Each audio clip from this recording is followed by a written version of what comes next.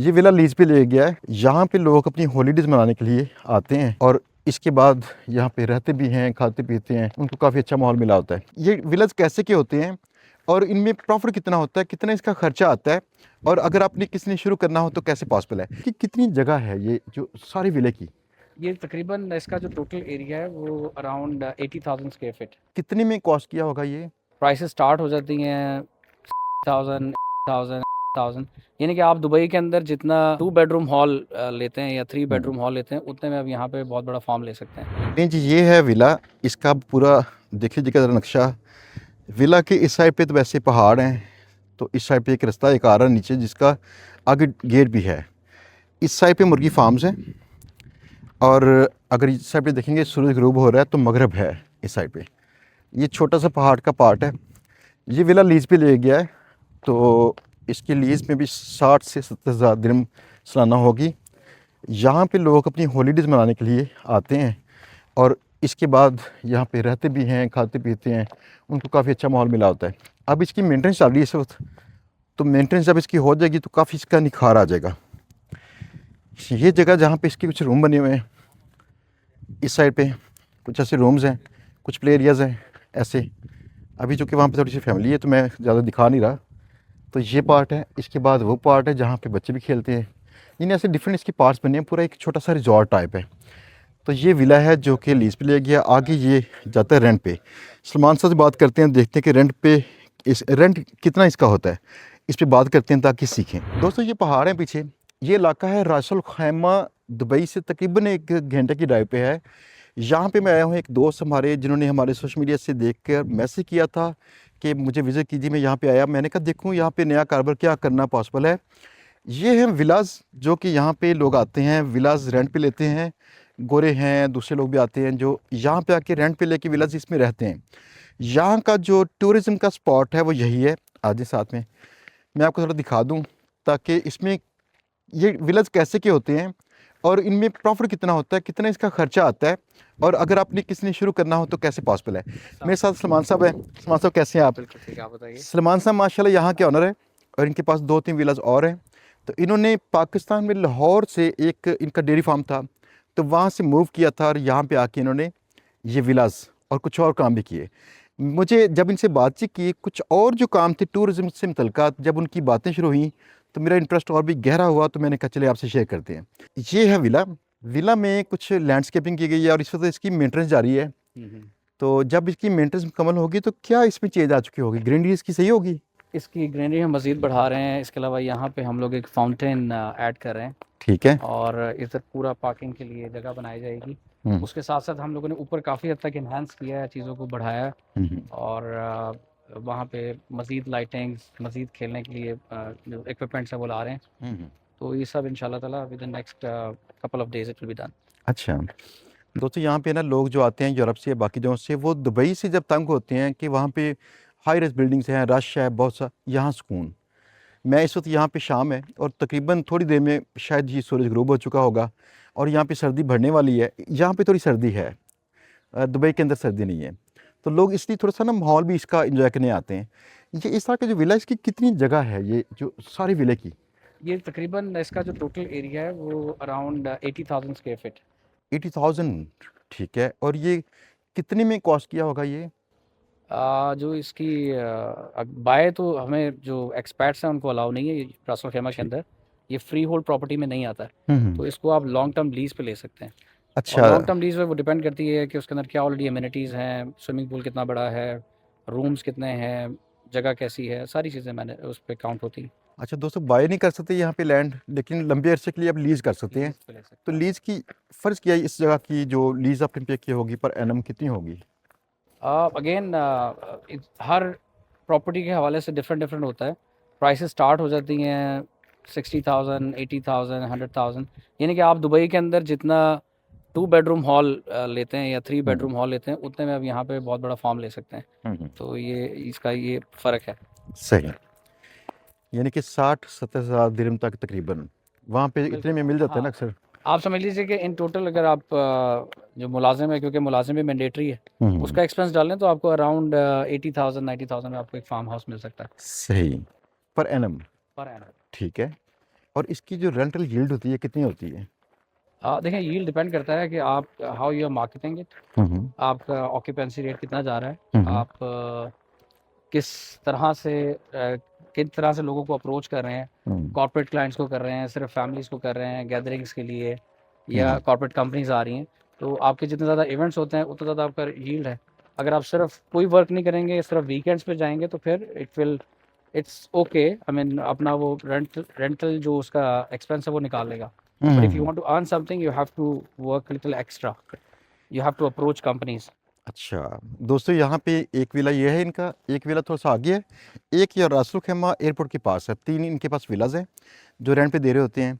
और इसके बाद जो मुझे मज़े की बातें मिली सुनने वाली, मज़े की बातें ये थी, जब इन्होंने कहा कि मैंने एक कंपनी थी, उस कंपनी के जब मुझे वो कॉन्ट्रैक्ट मेरा जो था उनसे ये था, मैं दूसरी जो पार्टी थी इनसे B2B कॉन्ट्रैक्ट्स करूं।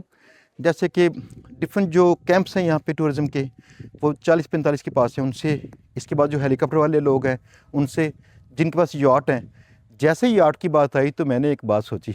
मैंने 2-3 साल पहले भी यहाँ मेरे दोस्त याट में बैठे थे, तो कहीं जा रहे हैं तो कहते हैं यार कितना मज़ा आ रहा है, और मैं खामोश। तो कहता क्या हुआ? मैंने कहा तुझे मज़े की पड़ी, मुझे यही सोच रहा हूँ कि ये कितने की आएगी, ताकि ये ले लेना। ये मालूम मुझे सही तरह मिल नहीं रही थी, मैंने कुछ इकट्ठी पहले वैसे की हुई हैं।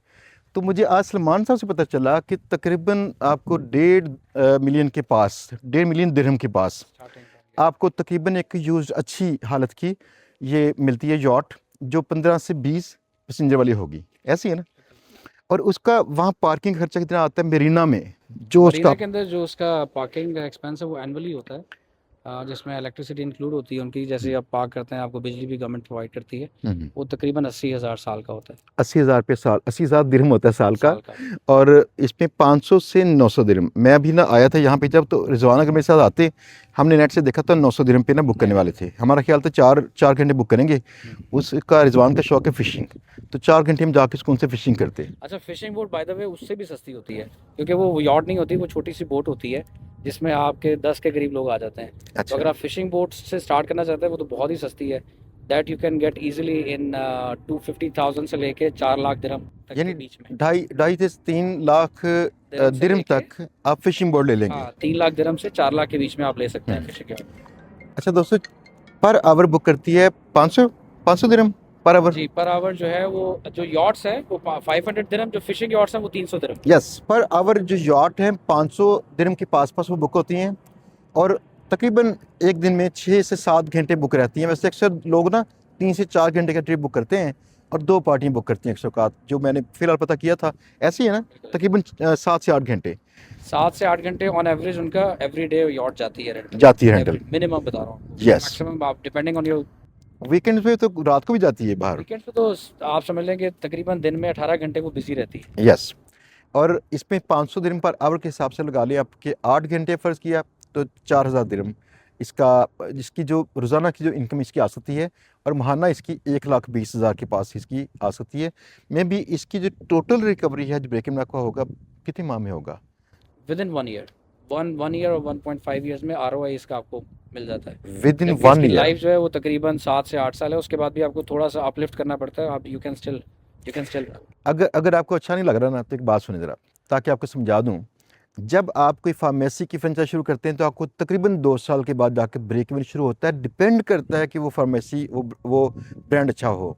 अगर आप स्कूल्स की कोई फ्रेंचाइज लेते हैं तो अक्सर औकात 3 से 4 साल के बाद जाके ब्रेक इवन होता है।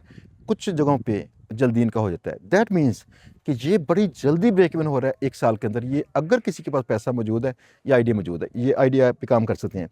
सलमान भाई, अगर किसी ने यहाँ पे कोई कैंप शुरू करना हो अपना टूरिज्म का, जो डिजर्ट में होता है, उसका खर्चा कितना आता है और कितनी टीम रखनी पड़ती है और क्या उसका हिसाब क्या होता है? उसके खर्चे के लिए मैं आपको बताता चलूँ कि कैंप आपके, चाय लीजिए।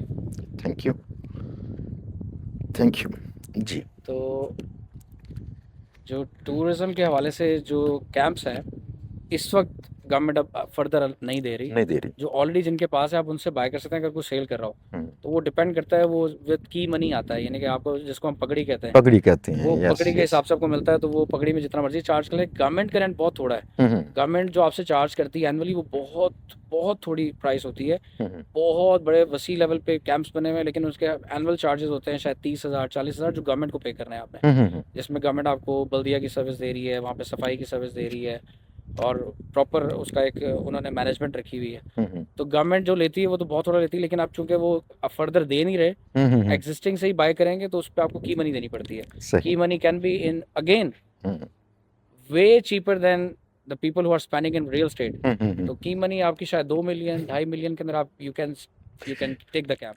दोस्तों, मैंने एक बार बात की थी, आज से साल 2 साल पहले क्लास में मैंने कहा था मैंने प्रॉपर्टी का, रियल एस्टेट का काम छोड़ दिया। क्यों छोड़ दिया? असल में पैसे को पार करने के लिए ठीक है, अगर आपके पास और कहीं गुंजाइश नहीं कारोबार में खर्च करने के लिए, फिर ठीक है। अदरवाइज़ प्रॉपर्टी जो है, आप समझ लीजिएगा, आपको कभी भी वो यील्ड नहीं देती जो आप किसी कारोबार से ले सकते हैं। स्पेशली किसी ऐसी कंट्री में जिस कंट्री के अंदर पैसे का फ्लो अच्छा हो, लोग बाय करते हों, लोग रोज़ाना स्पेंड करते हों खाने पे, कुछ और जगहों पे, तो उस मुल्क के अंदर ना फ्लो ज़्यादा होता है।